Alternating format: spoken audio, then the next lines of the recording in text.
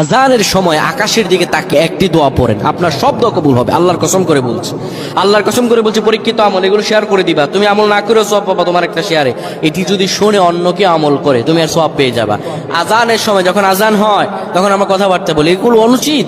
আপনি আজানের সময় আকাশের দিকে তাকিয়ে একটি দোয়া পড়বেন। এই দোয়াটি আমরা অনেকেই পারি। এখন বলবেন হুজুর কমন পড়ে গেছে দোয়া।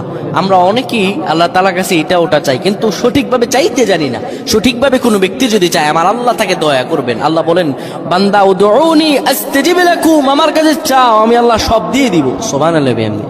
যখন আপনার আজান হয়, আজানের সময় আপনি আসমানের দিকে তাকান, তাকিয়ে আপনি বলুন, পড়তে থাকেন, আল্লাহুম্মা আনতা রাব্বি লা ইলাহা ইল্লা আনতা খলাকতানি ওয়া আনা আবদুকা ওয়া আনা আলা আহদিকা ওয়া ওয়া'দিকা মাসতাতা'তু আউযু বিকা মিন শাররি মা সানা'তু আবু'ু লাকা বিনি'মাতিকা আলাইয়া ওয়া আবু'ু বিযানবি ফাগফির লি